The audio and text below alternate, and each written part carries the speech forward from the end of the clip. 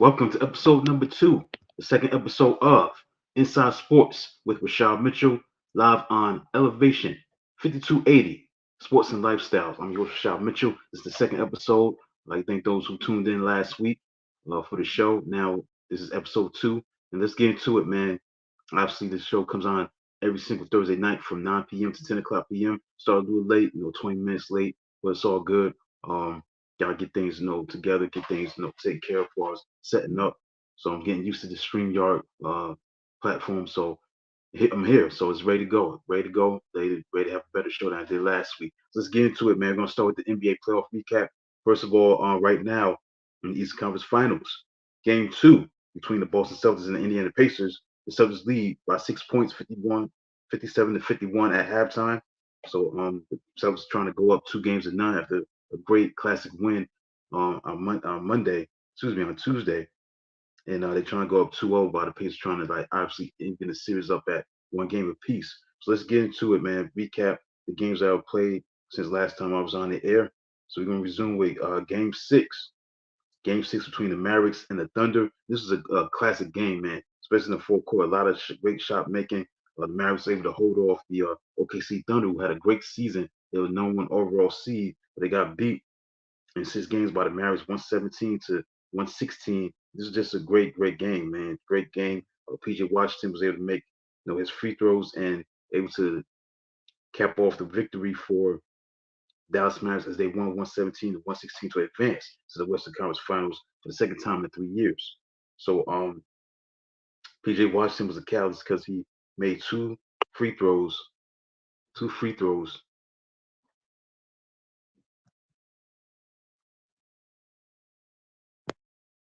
two free throws, and he was able to knock those 2 free throws down uh, before an intentional miss with 2.5 seconds to go, and he was able to make it happen as they rallied from 17 points down. They was down 17 points to OKC.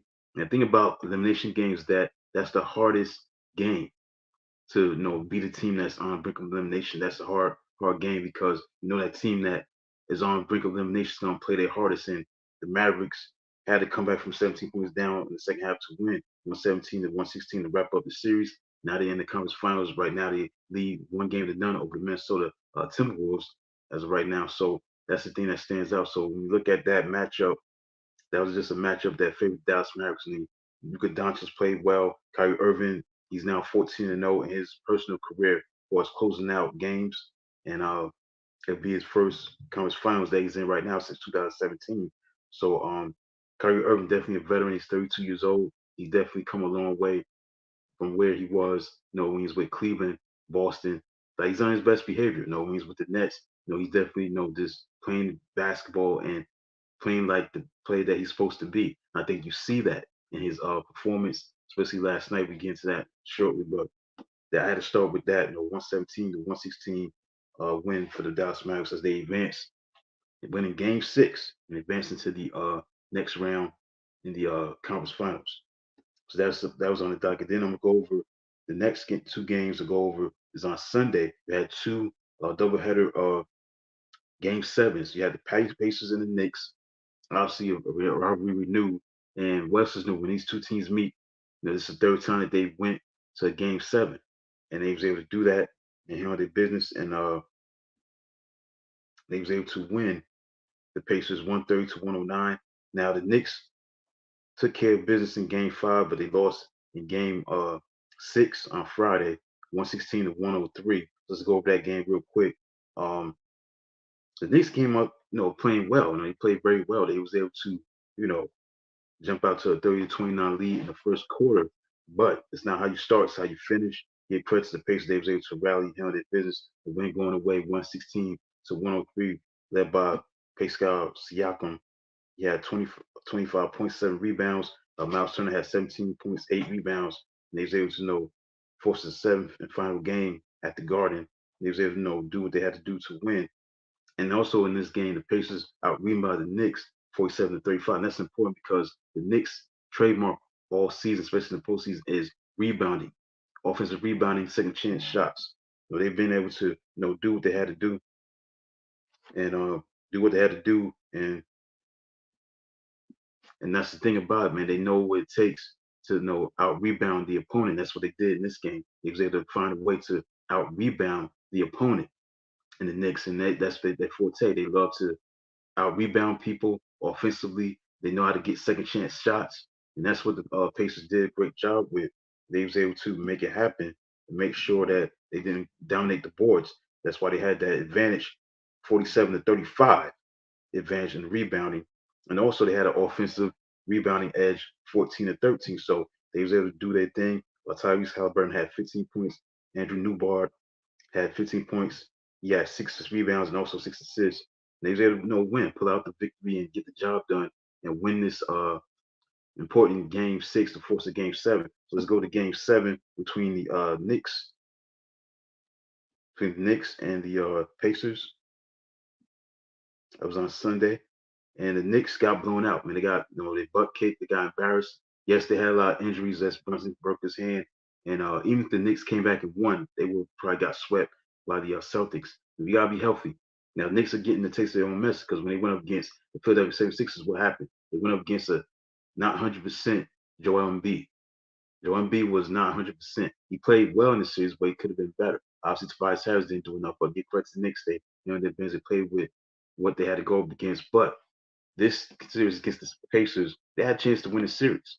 They was up 3-2 and then finish the deal. They didn't do enough to finish the deal. Now, the story in this game, obviously with the Pacers winning 109, 130 to 109, is that the Pacers shot very well from the field. They set a record. They shot 67% from the field. They started this game like the first half, they shot like 76.1%. They set records. So how you gonna beat a team that was so great offensively? They've been great all year. They lead the league in scoring. So he's such an offensive firepower. So they was able to set a record 67.1% against that Knicks defense, and that's what's gonna make the difference. They advanced to Eastern Conference Finals for the first time in 10 years. So he was able to do enough to make it happen, to make sure that they was gonna win this game. They was gonna make baskets. That's what they did. They played their own brand of basketball, Indiana Pacers style, by scoring a lot of points. Whether it be layups, whether it be 3-pointers, whatever it is, they did what they had to do against the Knicks defense and be able to score at will. And that's what you gotta do. When you're on the road. I mean, they led the league in scoring, 123.3 points a game during the regular season. That's the sixth highest in league history. They set an NBA record by scoring 140 points 11 times. So this is not a surprise. Now, again, I'm not an Indiana Pacers expert, so I'm not going to be a hypocrite and pretend that I've been watching Indiana Pacers basketball. I mean, this is the best you ever going to see far as offense is concerned. For the team if you love offense, I mean, the Pacers are a team to watch. They know how to score a lot of points in basketball. They don't play in defense, but they do a lot of scoring. And they was able to do that during the regular season. They were able to capitalize on that in game 7 at the Garden and win this game. They shot 29 of 38 from the field in the first half. They shot a shooting percentage of 76.3% from the field. That's the highest in the postseason since 1997. So let that sink in. That's like 27 years ago. 1997. 27 years. That's when the NBA began keeping detailed play-by-play for all 4 quarters. They led 70-55 at that point. And again, the Knicks did rally. They was able to cut the lead to 6, but then give credit to the Pacers. They was able to go on their run and take a 92-74 lead and win going away 130 to 109. So give credit to the Pacers, man. This is the third time that these two rivals, the Pacers and Knicks, have met in the Game 7 scenario. And now the Pacers have won 2 out of 3. Now, again, it's not enough to beat your rivals. You got to win the championship. So Indiana doesn't have an NBA championship to hold on to. So they have to beat the Celtics and win the championship. Beat either Boston, Minnesota or Dallas to capture the championship to make everything stick together. Because not enough to beat your rivals. You got to be able to win a championship. But they will get their bragging rights and get the victory and win 130 to 109. As we said, they scored 39 points in the first quarter. The Pacers, they set the tone. That was the most in the game 7, the play-by-play era. I mean, they're just on fire, man. There's just nothing else to say. I mean, when you play that great offensively, you're definitely going to handle your business and win this game. And again, the Knicks had a chance. They were trying to lead to 73-67. 73-67. With the Pacers led by 7, they was able to push the lead to 14 points. Again, they had a 92-74 lead, and they was able to win the game, handle their business in the third quarter. They was able to win the game.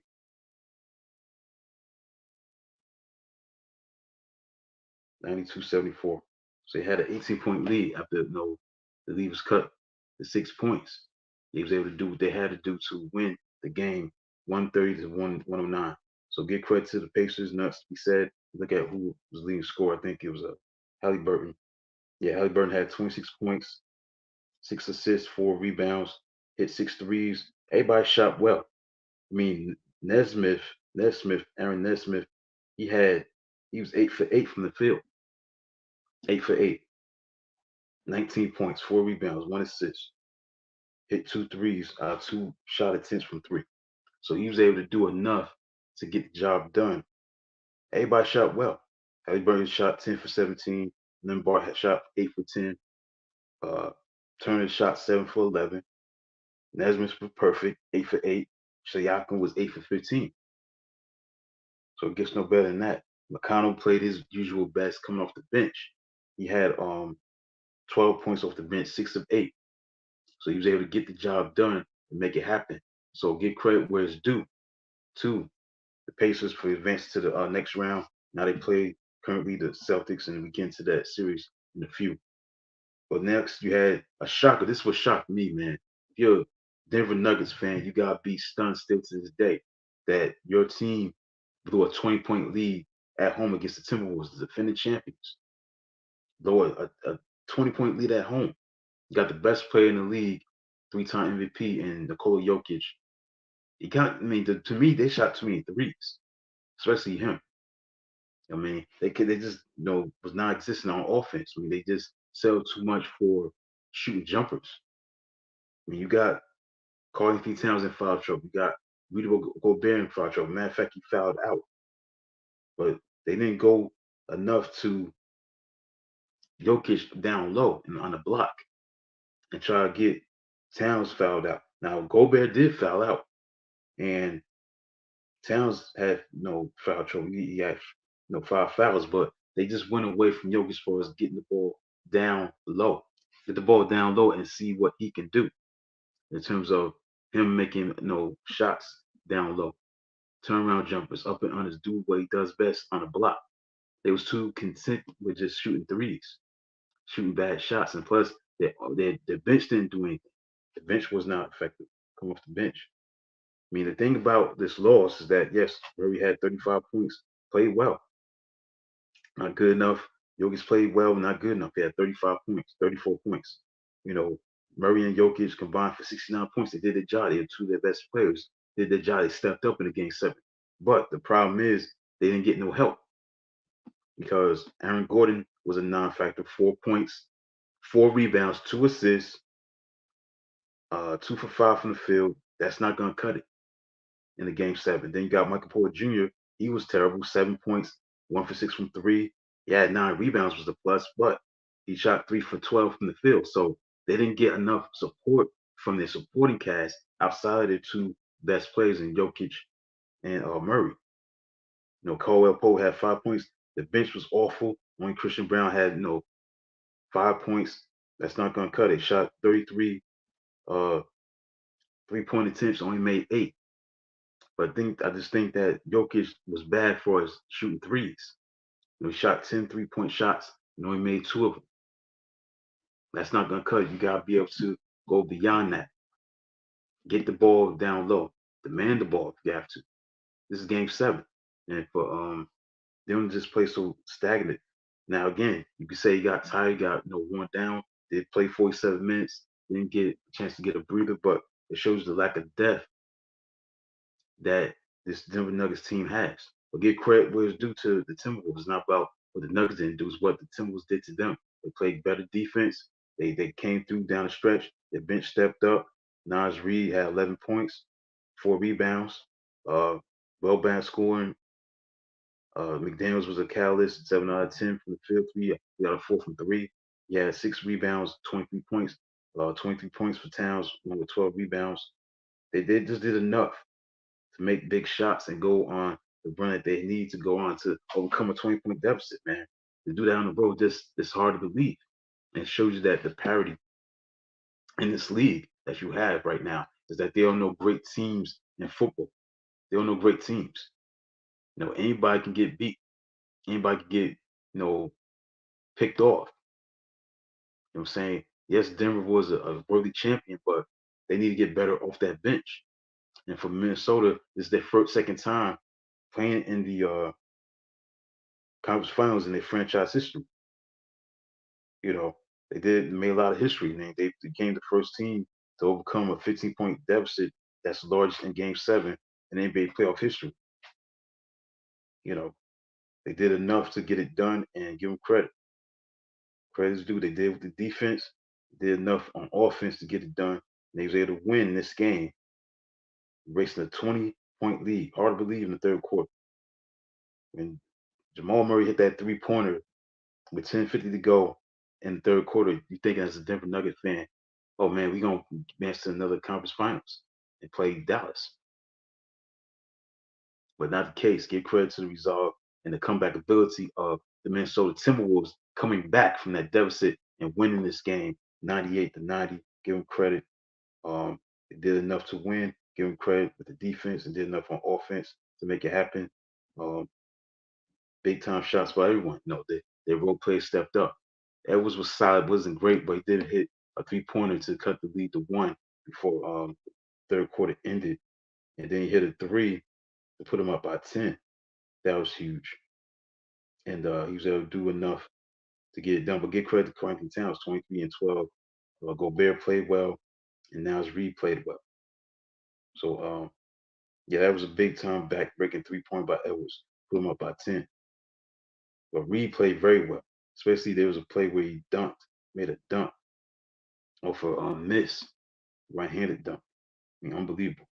So give credit where it's due. Defend champions are the throne, and there'll be a new champion in the NBA as the Denver Nuggets fall to the Minnesota Timberwolves in 7 games. All right, so Tuesday we had obviously the first game of the Eastern Conference Finals, and it was a classic, man. If you love basketball from an offense perspective, you saw that on display on Tuesday, man. We talk about the Pacers again.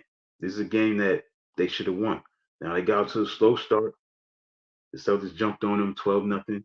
Now obviously it's not how you start, it's how you finish. They weathered the storm, give them credit. This was a neck and neck game. It was 64-64 apiece at halftime. Gets no better than that.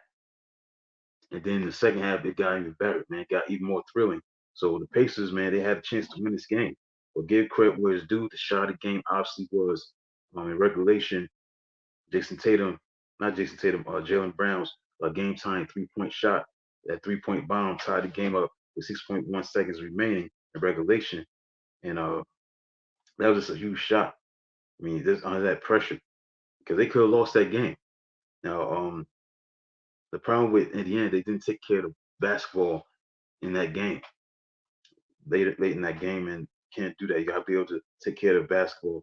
Tyrese Halliburton had a very good game, 25 points, 10 assists. You know, he was able to do his thing, but this wasn't good enough. And you got to be able to find a way to get it done, take care of the basketball. And then you look at the Boston Celtics defense; they played very well. Defensively, had 11 steals, 3 each by Brown, Tatum, and Holiday. And also, the Celtics became the first team. That's why this show is going to be about not just newsworthy sports, but also stats-worthy sports. The Celtics became the first team in NBA history in the playoffs to have 3 players record 25 points and 3 steals in the game. That's a real nugget right there. Real nugget of information right there. 25 points and 3 steals in the game. They're the first team in the NBA playoff history to have 3 players do that, to accomplish that, to have 25 points and 3 steals in the game, in the playoff game. So they was able to do it, get it done, and make it happen. They was able to win. So, but the problem with the Pacers that they didn't take care of the basketball down the stretch of the game. Um, 21 turnovers. You can't, win like that. Turn the ball over 21 times. So they had a chance in overtime, but they was able to fall short. Give credit where it's due to Tatum. He made a big time three to put them up 127, 123. He just did enough to finish it off, and they was able to win the game 133 to 128. A big time win for the Celtics. 36 points for Tatum, 12 rebounds, 28 points for Drew Holiday. He played well. He didn't take a breather. He played all 48 minutes. 7 rebounds, 8 assists. Brown had 26 points. This team just loaded in time. It's just they're a weird team because you don't know what Celtics team's gonna show up from game to game. It's like they play better on the road than they play better at home. You've seen that in these playoffs. They lost 2 games in these playoffs. 2 of those losses was at home. Everything else they've been playing well on the road. But now they gotta really step it up in class once you get to the conference finals. They took 45 3-pointers and they made 15 of them. So give them credit for that as they win 133 to 128 in overtime. And then yesterday, the Mavericks stole the home court as they was able to go into Minnesota and win 108 to 105. Now the storyline of this game is that Anthony Edwards, now he has a lot to say. He's a very confident player. He's very talkative. He talk a lot of trash, but sometimes you gotta be careful who you talk trash to. He called out Kyrie Irving. He said, Kyrie. I want Kyrie." And he shouldn't have said that because Kyrie Irving played like the old Kyrie Irving, aggressive. He scored 24 points in the first half. He was able to hold off the Timberwolves 108 to 105 and take a 1-game to none lead. That's the thing about it, man. And also, Anthony Edwards has not played well. You expect him to play lately. Now he makes some big shots in Game 7 and stuff like that, but when you look at his total full game, it's not played well. He's not shot the ball particularly well. I think he's shooting too many 3-point shots. You have this athletic ability. You should be able to go to the basket and be able to be in attack mode instead of selling for 12 3-point shots attempts. 5 of 12 from a three. I think he has to find a way to erase that and try to find a way to get it done by getting the ball to the basket, be more aggressive, get to the free throw line. Then everything open up on the perimeter. Stay with the mid range game, eliminate all these 3-point shooting because everything is so 3-point happy. So but that was a big storyline. Kyrie Irving being called out by Edwards because he called him out. He said, I want Kyrie. He asked for it, and he got to be careful what you wish for and what you ask for. That's what you were saying. He got to regret that because now moving forward, you're gonna see a more aggressive, possibly Kyrie Irving. Obviously, you could dance as great as what he does. He makes some big shots last night, but Kyrie Irving was the story as well because of how he responded to what Edwards said about him. That he wanted Kyrie, he wanted him because he he wanted guard him.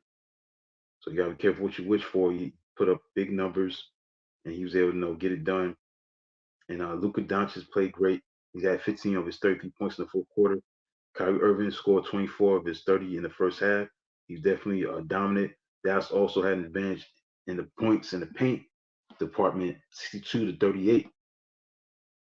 62 to 38 in the points in the paint. So they was able to get, and that's impressive. That's going against that front line with Towns and Gobert and Reed. They was able to get baskets. So that's very impressive by the Mavericks to go on the road. And they got 2 of the best scorers you probably have in the series compared to what Minnesota has. Yes, and it was good. Not great, but good. But Doncic is a better player right now. He's great. And I think Edwards and Towns they the 2 best players that got to play better in game 2 to even the series up at 1 game apiece going back to Dallas. So they trailing behind the 8 ball right now, down 0-1. And Edwards was on the All NBA second team. He only had 19 points, and didn't shoot the ball particularly well. Jaden McDaniels played pretty good. He had his 3rd straight 20+ point game with 24 points for Wolves, T-Wolves. But that was a storyline, man. Kyrie Irving being called out by Anthony Edwards said that he wanted Kyrie. So you gotta be careful what you wish for, what you ask for. You sure you get it. Gotta be careful. Currently, right now, the Celtics are winning 72 to 66 with 6:35 to go in the third quarter as they try to go up 2 games to none in that series. But that was a big story, man. Anthony Edwards calling out Kyrie Irving that he wanted Kyrie. That motivated him. Simple as that. So you gotta be careful what you wish for. Yes, he's a competent player, Anthony Edwards, but you gotta be careful not to come against a player like Kyrie Irving because he won the championship. He made maybe the biggest shot ever in NBA Finals history, a 3-point shot that put the Cavaliers up to beat the Warriors, that team that won 73 games in 2016. They gave him the championship. You know what I'm saying? He the one that made the game winning basket. So from that standpoint, and I think Anthony Edwards gotta be careful what he wishes for. So he was very, very motivated, Irving, and that's what it's all about. In the playoff time, you step up, you play well, you play great, and you get the job done. So I think from that perspective, um, gotta be careful what you wish for, what you say to another player. Because Kyrie Irving was great, man. He had 30 points, 5 rebounds, 4 assists, 1 block, shot 12 of 23 from the field. So he did enough along with Luca to win this game.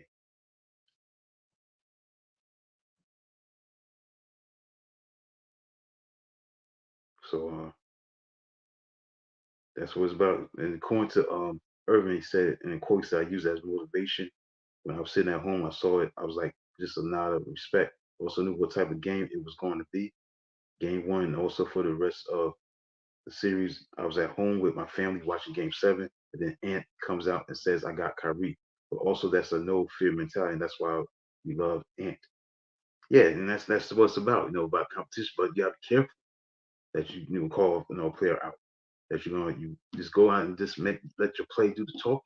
Let your play be the example. And I think that's what Anthony got to be careful about and going to game two, going to the rest of the series. That you got to be focused, not get caught up in just trash talking, but back up your talk because the Kyrie Irving is coming.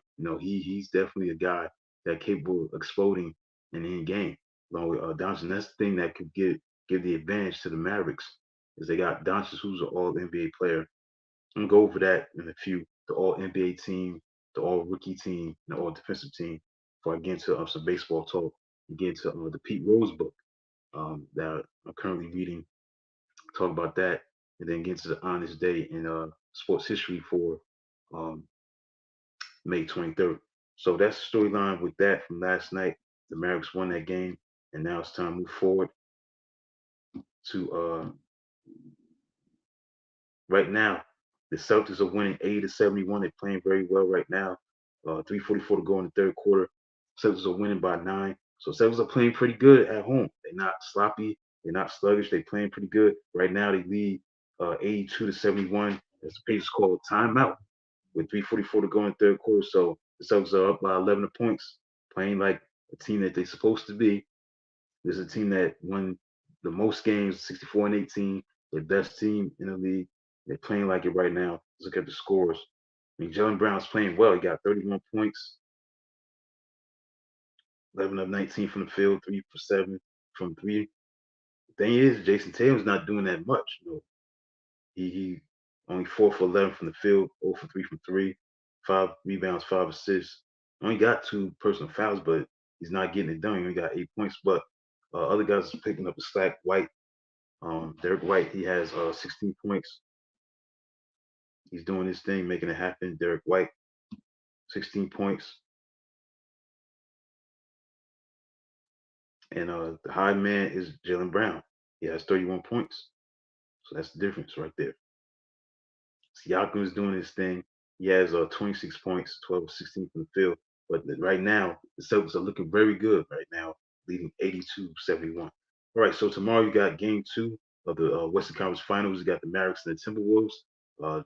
Be on the lookout for that. That's going to be fascinating basketball. And see if the Timberwolves can bounce back, shut down Luka Doncic, and shut down Kyrie Irving. That's the thing they got to adjust to. They got to eliminate the points in the paint. Like I gave you the stat, 62 to 38. That was the advantage that Dallas had in this game. 62 to 38 advantage in points in the paint. That's crazy game going up against that front court of Towns and Reed and Gobert. So they got a lot of length. So see if they make adjustments on Friday night.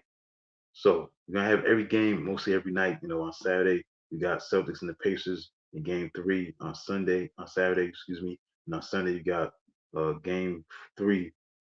Perhaps two Timberwolves. So you're gonna see mostly every game, mostly every night, including on Memorial Day. So Memorial Day weekend you have a lot of no basketball. This one game, obviously, we in the conference finals, so that's storyline that. So that's enough for the analysis with that. Key recap of the playoffs. So let's get into the All NBA rookie team. Let's break that down. Discuss that. The All Rookie team for the NBA.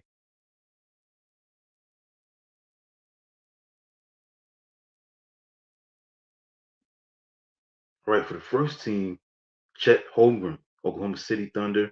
He was on the first team. Victor Wembanyama, San Antonio Spurs. He was on the All First Team NBA. Brandon Miller, Charlotte Hornets. Jamie Jaquez Jr. Miami Heat, and Brandon Podziemski, Golden State Warriors, was on the first team, all rookie team. The second team was Derek Lively, the second Dallas Mavericks. Obviously, he playing in big games right now. Houston Rockets, Amen Thompson, Keontae George, Utah Jazz, Kason, I think it's Kason, Wallace, Oklahoma City Thunder, and GG Jackson second, the Grizzlies. So that's the all rookie team, first and second team. All right, let's look at the all defensive team. Who's on the all defensive team? Let's look into that. All right, the first team for the all defensive team, the first team was Bam Adebayo, Miami Heat, Anthony Davis, Los Angeles Lakers, Rudy Gobert, Minnesota Timberwolves, no surprise there. Herb Jones, New Orleans Pelicans, and Victor Wembanyama, San Antonio Spurs. The second team, all defensive team, was Alex Caruso, Chicago Bulls. No surprise here. Drew Holiday, Boston Celtics.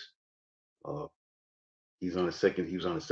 Jaden McDaniels, Minnesota Timberwolves. He was on the second team, and Jalen Suggs, Orlando Magic, was on the second team, and Derek White of the Boston Celtics was on the second team. So the defense is not about just offense. They do have defensive players that can play defense, White and Holiday.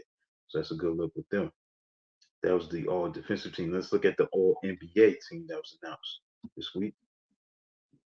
All NBA. Let's look into that.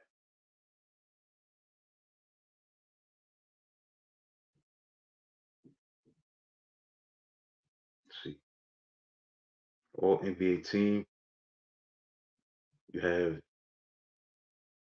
Nikola Jokic, uh, Shea Gilgeous-Alexander, along with Luka Doncic, Dallas Mavericks.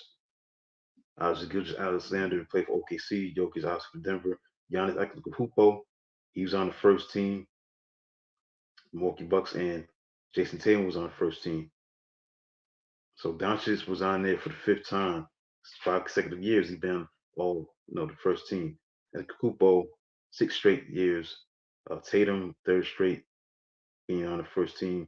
They continue their streaks as the first team. The second team, you had New York Knicks guard Jalen Brunson, Anthony Edwards, Minnesota Timberwolves, Phoenix Suns, Kevin Durant, Kawhi Leonard, the Clippers, the Lakers, forward center Anthony Davis. So Edwards and Brunson made their debuts being on the All NBA team this year, and this is the 11th for Durant being on the All NBA team, 6th for the Leonard, and 5th for Davis. That's the second team. Third team, LeBron James made it on third team All NBA. Stephen Curry made it. Uh, Domantas Sabonis and Sacramento Kings made it. Tyrese Halliburton made it, and Devin Booker made it. So James has extended his NBA record for most all NBA team selections to 20. So that's the storyline net with that. Okay.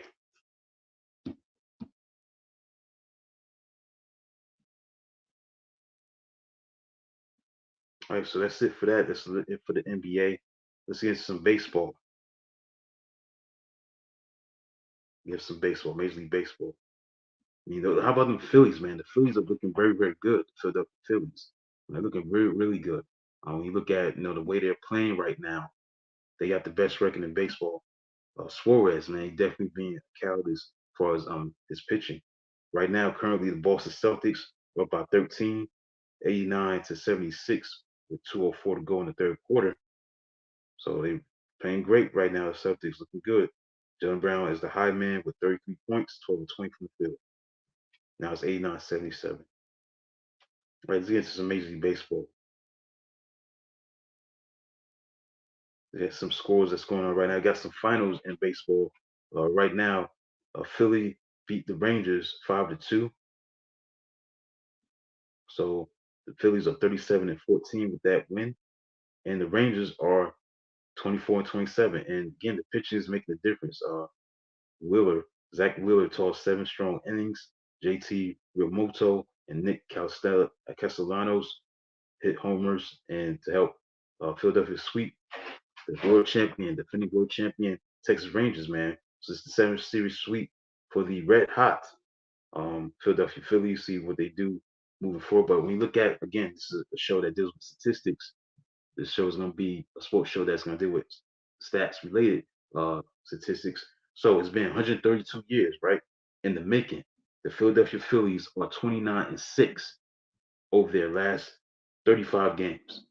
So that matches the best 35 game span in franchise history, last done in 1892, just 1800. So that's how dominant these Phillies have been. Saying baseball. So they looking really, really good. They had a sellout crowd. They had a 7-1 homestand. They finished with. They are now 22-8 at home. They are 37-14. Have the best record in baseball. So also more stats is that they're 17-3 in the month of May. Now, what does it mean right now? Nothing. It's all about what you do in October, obviously. So that's where it's at. But also, the Phillies either split or won each of their last 15 series, the longest span since a 19 series stretch in 1984. And also, the Phillies improved to 15-3 since they lost their 2-time All-Star shortstop Trey Turner to a left hamstring injury. So, despite his absence, they're playing at a high level.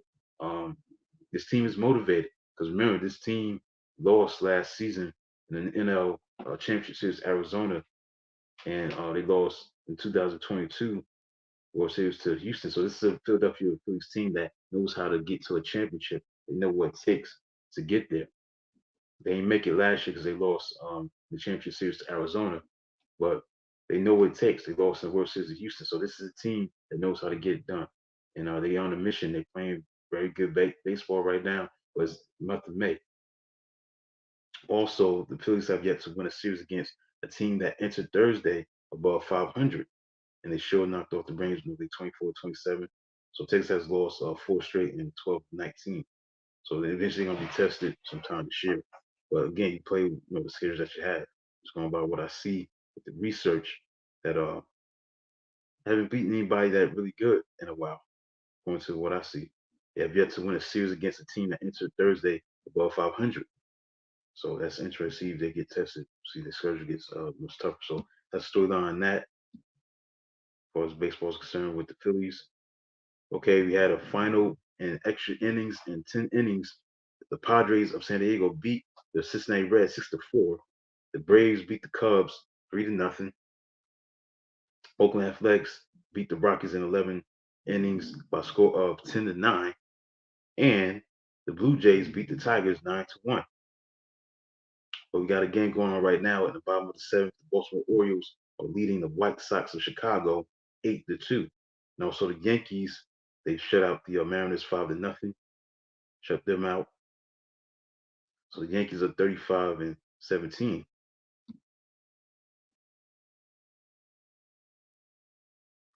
So they looking good, the Yankees. The Pirates lost to the Giants 7-6. Right, so let's look at the standings real quick. Look at the standings. Yankees right now 35 and 17. They're 3.5 games up over Baltimore as a 29-18 record. The Boston Red Sox are 26 and 24. Uh, Tampa Bay Rays are 25 and 26, and Toronto's 23 and 26. In the American League Central, Cleveland Commanders, the Cleveland Guardians, they're playing pretty good. They got a 33 and 17 record. They won 6 in a row. And how about those Kansas City Royals? Kansas City Royals have won 6 in a row. They are 32 and 19. Minnesota's 23 and 26 and 23.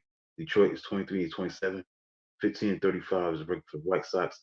The American League West, Seattle 27 and 24. Texas Rangers 24 and 27. Houston is 22 and 28. Oakland is 21 and 31. And Angels are 20 and 30. National League, obviously, the Philadelphia Phillies, um, 37 and 14. Best record in baseball. They won 6 in a row. They're very hot. So you got some hot teams in baseball. Cleveland, Kansas City, and Philadelphia. Those are the hottest teams right now in baseball. Atlanta's 29 and 18, 6 games behind Philly. Washington's 21-27. Mets are 21-28. Miami's 17 and 34. The National League Central, Milwaukee is 28 and 21. Cubs are 27-24. St. Louis is 23 and 26. Pittsburgh 23 and 28. Cincinnati Reds 20 and 30. And then you got the National League West. Finally, got the Dodgers 33 and 19, surprisingly in first place. They're 6 games and a half up over the Padres of San Diego, who are 27 and 26. And then you have San Francisco Giants 25 and 26. And then you got Arizona Diamondbacks 24 and 26, and Colorado 16 and 33. So that's the storyline with the standings in baseball. Let's look at the stats currently. Otani leads the major leagues in hitting 348. Tucker, Cal Tucker of the Houston Astros has the most home runs, 17 home runs. Ozuna has 47 RBIs. Marcel Ozuna, 15 home runs, 47 RBIs, hitting 320 right now. He has the most RBIs, 47. Most hits is Luis Arias of the Padres. He's hitting 341, 1 home run, 12 RBIs. He has 72 hits. And Ellie De La Cruz has the most stolen bases by a landslide, 31 stolen bases. Suarez, man, got 9 wins, pitching outstanding. He's 9-0 with a 1.36 ERA. Playing outstanding, pitching outstanding right now. 68 strikeouts. So he's the best with the most wins. Got 9 wins. And then Chicago Cubs pitcher Shota Imanaga, he has a 0.84 ERA. And there's a tie for the most saves. Clace, Emmanuel Clace, he has 15 saves. He's tied with Helsley of St. Louis Cardinals, Ryan Helsley. He has 15 saves. Glasnow, he has 87 strikeouts for the Dodgers. Tyler Glasnow. Quality starts, there's a tie, like a 5-way tie. Wheeler, Berrios, Floyd Flaherty, Lugo, and Suarez. So that's the storyline on that, the stats. So that's the recap of the baseball. So we do the same thing next week. I'll give you an update of what's going on with the Celtics and the Pacers. Right now, it's in the fourth quarter. Celtics lead 93-82 with 10:49 to go in the fourth quarter. As the Celtics right now, it's 95-82. So Celtics are playing well. I mean, they're not sloppy. They're not playing down to the competition. They know what's at stake. They're trying to get to the NBA Finals. So all the pressure's on them to win a championship. Right now, they lead 96-82 right now. So they lead by 14 points right now, 96-82 with 10:31 to go in the fourth quarter. All right, so I'm gonna get into this Pete Rose book. What I'm gonna be including in this show is reading books. Reading books. I'm a very avid reader of books, and I've been reading this book about Pete Rose. Um, name of the book is Charlie Hustle, about the rise and fall of Pete Rose in the last glory days of baseball.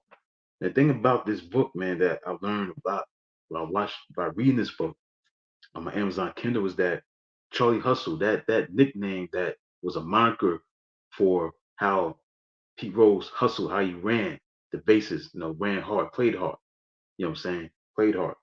Matter of fact, we go to chapter 11.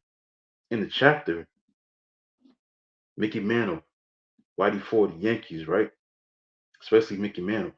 Mickey Mantle was the guy. Now you know who Mickey Mantle was. Those familiar with games before my time, but I heard of Mickey Mantle. You know, as I got older in life, following baseball, how great he was as a slugger, home run hitter, stuff like that. Won a lot of championships for those Yankee teams back in the 50s and stuff like that. He won a few, 60, but anyway, he's the one that gave Pete Rose that nickname, Charlie Hustle. Pete bragged about it that summer against the Yankees. I think this is like in a spring training game. So I'm gonna read some excerpts from chapter 11 and keep moving. It says that the Yankees were not only the best team in baseball of the time, they were the most noble and prestigious franchise in American sports. They had reached the World Series in 13 of the previous 16 seasons. They had won it a staggering 10 times during that season, during that span. They were the two-time back-to-back defending world champions coming into this season in 1963. So obviously they won championships in the 50s and 60s, obviously. They had some of the biggest names in baseball on their rosters, like catcher Yogi Berra, the team's beloved elder statesman, entering the last season of his 18-year career. Then you had slugger Roger Maris, who was 2 seasons removed from breaking Babe Ruth's single-season home run record. And pitcher Waddy Ford, a Cy Young Award winner and World Series hero in the prime of his career, one of the most feared power hitters in baseball history, with 404 home runs to his name at the time, was Mickey Mantle. So this cast of legends, fans, went to see the Yankees, wherever they went, and spring training was no different. So for the Reds exhibition game, now Pete Rose played for Cincinnati Reds. That's the way he got to start. So against the Yankees at Al Lopez Field on the third Sunday of March 1963, fans began buying tickets at 9 o'clock in the morning, 4.5 hours before the 1:30 game. So 8,000 people soon filled the stands. A record turnout that included Pete's father, who wouldn't miss the chance to see his son play against the legendary baseball team. So while Big Pete settled into a seat behind home plate, others scaled light posts in the outfield and perched themselves there to get a better view. Television stations in Ohio and New York broadcast the game live, so the scoreboard lit up. The organist began to play, and Pete Rose bounced out of the home dugout to take his spot in the field. He was starting at second base against the mighty Yankees. Pete wasted no time in making his presence known. In his first at bat in the bottom of the first, he punched a single into second center field, took second base, took second and third on balks, and then scored the first run of the game, hustling home moments later on a liner to left. It was a classic Scooter Rose. He was manufacturing runs out of the infield dust. The Reds were up 1-0. Just not for long. In the fourth, Mickey Mantle hit a towering home run that flew out of the park like one of the rockets NASA was launching that summer at Cape Canaveral. Thanks, Canaveral. The Reds pitcher had Mantle down to count, no balls and 2 strikes. Then Mantle made him pay, trotting around the bases while the ball took its time falling back to earth. Fans were thrilled. This was what they had come to see. The Yankees putting on a show. But New York subbed Mantle out after the big hit. The $100,000 slugger had been nursing a groin injury that spring. Management didn't want him to push it in the preseason, so the Reds jumped all over the Yankees the rest of the way, compiling 12 hits to win 6-3. The Reds' first baseman Gordy Coleman and outfielder Wally Post both hit home runs to put Cincinnati out in front for good, but Pete stood out too. He wanted to start a 2-run rally in the fifth inning. He sprinted down to first base, beating the throw. He then barreled into a second base to break up a double play, and finally in the ninth, he turned a double play of his own to close out the Yankees and to end the game. So it will be 2 more weeks before Hutch made his final decision on whether to roster Pete that spring. But in some ways, he made the call that day. Watching Pete play against the Yankees, the Blazer was about to lose his job. Klaus was about to return to AAA San Diego, and Tommy Helms would be joining him there. If he ever left the grocery store in North Carolina, signed his contract, and reported to camp, there was simply no way Hutch would cut Pete. The reality that even some of the Reds' veteran players were beginning to recognize. So in the clubhouse after the Yankees game, the Reds outfielder Frank Robinson, a future Hall of Famer and the 1961 National League MVP, put it this way. Rose, according to Frank Robinson, one all-time greats, played with the Reds himself. He obviously made his name obviously even bigger when he played with the Baltimore Orioles, but he played with Pete Rose. So they were teammates. So the Reds outfielder Frank Robinson was a future Hall of Famer, 1961 National League MVP, said that Rose is the type of player who can force you to keep him around, even though you might not think he's ready. But no one would ever call Pete Scooter again. That changed during the Yankees game too. So in the fifth inning, when Pete bunted and beat the throws at first, Mickey Mantle found the play both audacious and ridiculous, almost entertaining. Bunting for a hit in a strength training, really? Mantle would have sooner worn a sundress to the plate than play the game like that. With his teammate Whitey Ford, he coined a new nickname for Pete Rose in the visitors' dugout that day. Pete was Henry Hustle, they said. No, the Charlie Hustler. He was everyone finally agreed, Charlie Hustle. Mantle and Ford, baseball's golden boys, imbued with talent from birth and seemingly touched by the hand of God, intended the name to be an insult. They were laughing at Pete. They thought he was working too hard, but Pete refused to see it that way. He knew that hustling was the secret to his success. So the key to every room he would ever enter. He happily wore the name. The Mick gave it to me, Pete Rose said at the time that summer. And he and Ford, he crowed. Mantle said to me, "Hey, Charlie Hustle." Pete told the press it was a compliment. So that's how he got his name. You know what I'm saying? The name of this book is Charlie Hustle. That's how, I didn't know that, when I was reading the book, that Mickey Mantle named Pete Rose that nickname, that moniker that would define the career of Pete Rose, Charlie Hustle. So that was from chapter 11. So I read some excerpts from that. So thing about this book is very short and sweet for the chapters are concerned. Um, the chapters are very short and sweet. So I'm gonna read chapter 12.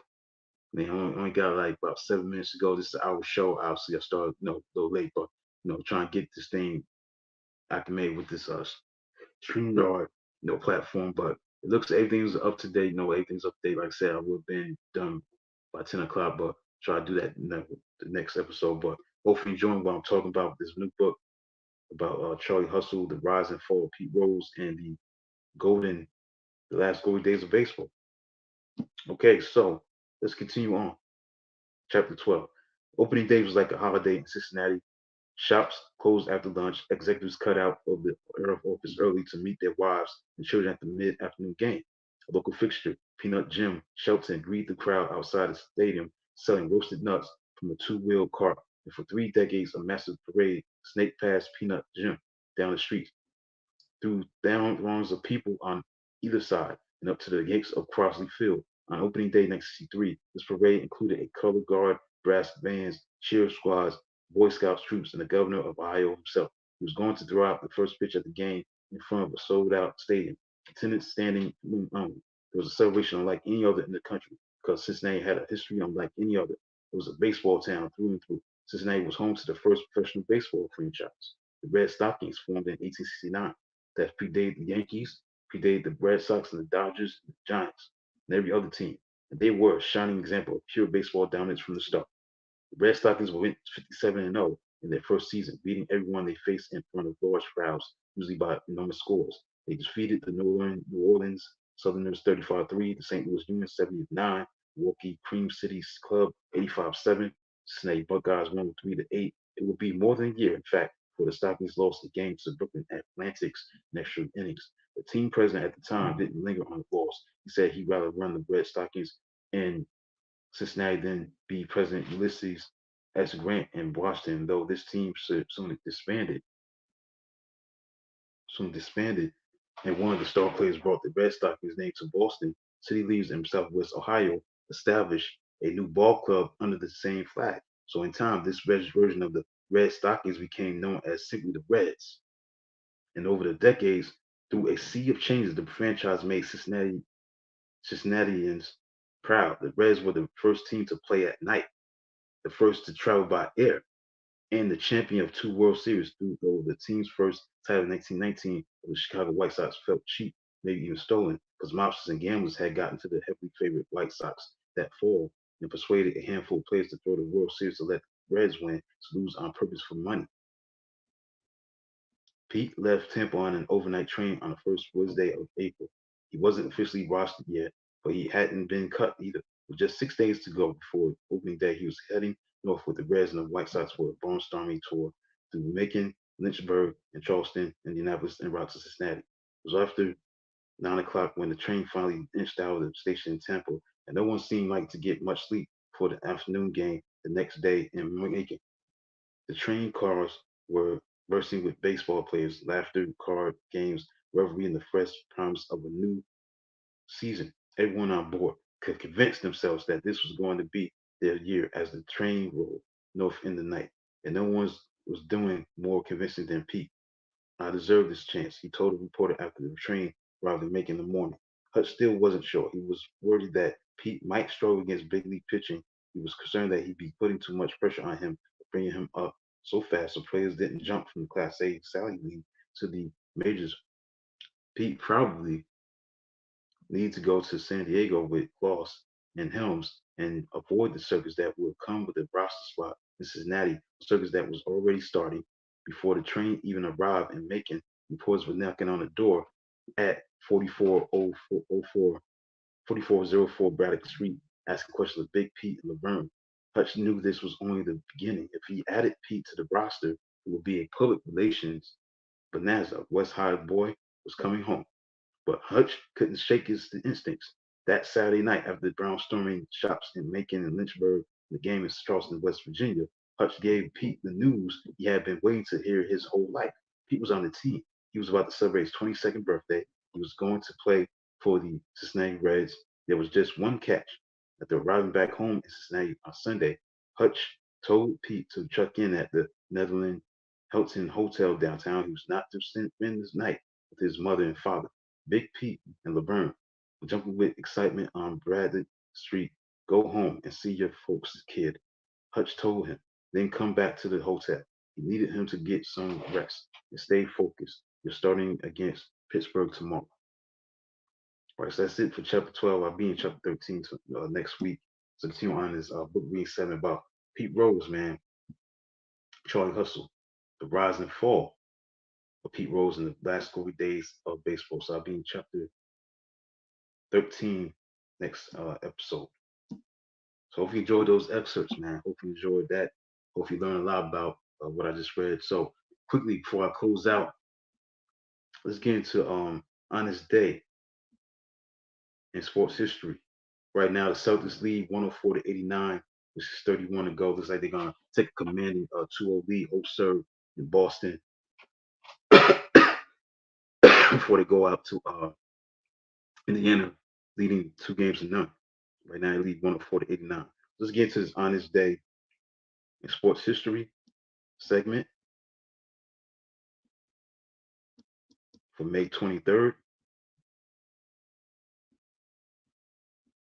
What took place today for May 23rd. Okay, let's get into it. It's a lot that happened, so I'm gonna just select one event that stood out and close out the show, and that'll be it for the show for the night.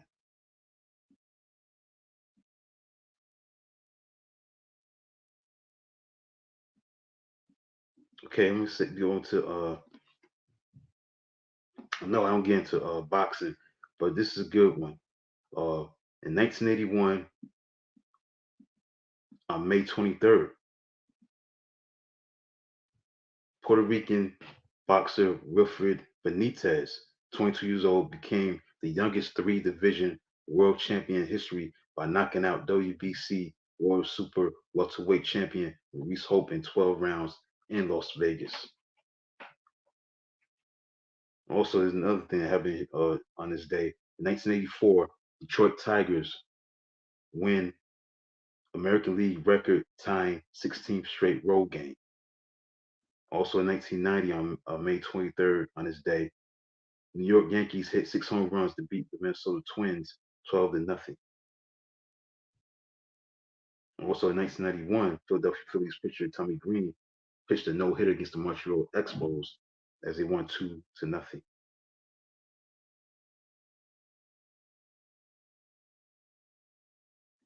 That's some of the sports events that happened on this day, May 23rd. It's a lot that happened, but I wanted to cover those few that I just talked about. This is a good one. There were 9 home runs in 1 week. 1930, on May 23rd, New York Yankees legendary slugger Babe Ruth hit a home run in both games of a doubleheader, beat Philadelphia A's 10 to 6 and 11 to 1. Gave him 9 home runs in 1 week. Also in 1935, on May 23rd, the first Major League night baseball game was in Cincinnati. Cincinnati Reds beat Philadelphia 2 to 1.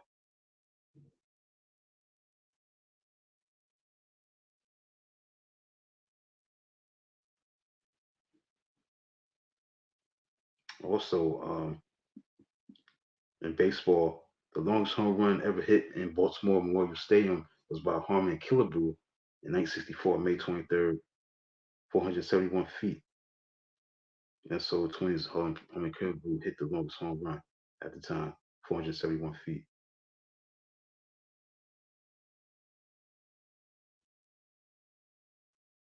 I think that's basically it for today.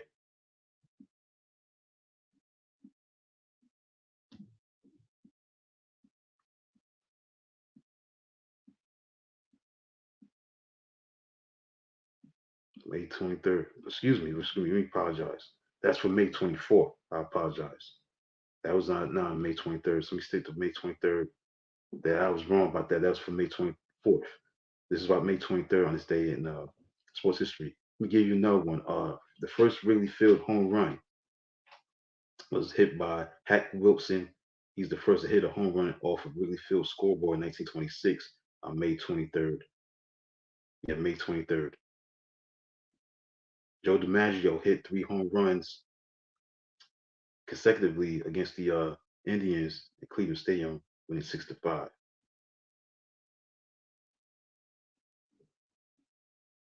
Yeah, that what I talked about was for May 24th with Hank Wilson and Babe Ruth. I think that's basically it as far as talking about what happened in the world of sports for on this day, May 23rd. Yeah, the May 24th stuff. Yeah, I talked about mistakenly the 9 home runs that were hit by Babe Ruth and all that stuff in 1 week. That's happened on the 24th. And also the first night game, 1935, that was on May 24th. So my apologies. I mean get into what happened on May 24th. It was all about on this day on May 23rd. That's basically it. Let me see quickly before I close out. I think that's it. Or was there anything else that stood out on this day? Now, yeah, now Wrigley Field, yeah, Hank Wilson did on this day hit the first home run off of Wrigley Field score, but that did happen on May 23rd. That did happen on this day. And Joe DiMaggio, yes, he did hit 3 consecutive home runs in 1948 on May 23rd against the Cleveland Indians. They won that game 6 to 5 at Cleveland Stadium. All right, so that's it, man. That's it for tonight. My show, second episode is over. I'm happy about it. The best is yet to come for the third episode. We'll continue to talk about NBA basketball by next week. Get into some Eastern Conference Finals talk as we continue to see how these series are going to go between Minnesota Timberwolves got that game tomorrow against Dallas. See if they even the series up at one game apiece. Right now, the Celtics are looking forward to taking a commanding 2-0 lead, holding serve in Boston. Look at the score quickly. Well, close out. Wow, they winning 113-97, so they're in control of that game. And I think something happened to Tyler Halliburton. I think he got hurt. I think he's coming back. I think there was an injury or something like that. Tyler Halliburton, I think he got hurt. I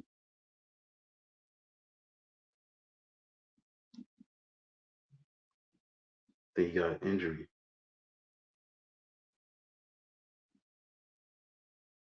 Yeah, left leg soreness.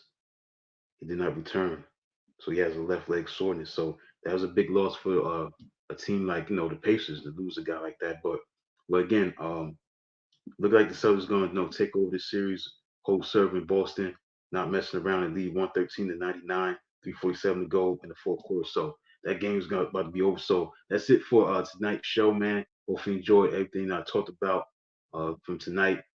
Keep your eyes on my articles, man. I also write articles for E5280, E5280sports.com, E5280sports.com. I recently wrote an article about the college football schedule and NFL schedules. Um, Talk about the games that you're gonna keep your eyes on. Be writing another article tomorrow. I'm not gonna let you know or give information about that, but just be on the lookout for that. Because also I write articles as well. So I did write my first article that I wrote was back in April. I wrote about the Final Four with the women's and the men's and stuff like that. And then I did the NFL draft recap. And then I did a piece last week on the NFL and college football schedules. So that came out this past week recently. So you can check that out on e5280sports.com. Check that out. Uh, I'm looking forward to seeing the comments. I'm looking forward to checking out. Uh, I've been checking out the stats. As far as the listeners, I saw like there was like 4 comments in from last week's show. So appreciate that. And I'm looking forward to checking out what the stats look at when I get off the air. And appreciate it, man. I got 1 comment so far. I got 108 plays, man. So you've been tuning in. Thank you so much, man. I'm happy to be part of this platform. A special thanks, much love to Michael Spilling for giving me this platform, man. I think I made the right decisions. So people are tuning in tonight. Appreciate you. Be back next week for episode number 3 to conclude the month of May, man, with 3 episodes consecutively and 3 consecutive Thursdays, and move forward in the month of June. So uh, stay tuned. Uh, the show Inside Sports with Rashad Mitchell will be back strong at 9 p.m. to 10 o'clock p.m. Eastern Standard Time. I'll start a little late again, but like I said, no, it's all good. As long as I get the StreamYard situation situated, definitely start on time, get everything set up properly, and be on time and be ready to go. But I appreciate all the support, man. Appreciate you. Until then, talk to you next time, next Thursday night at 9 p.m. on Elevation 5280 Sports and Lifestyles. This is Inside Sports with Rashad Mitchell. Until then, talk to you next time, next Thursday night at 9 p.m. Talk to you next week.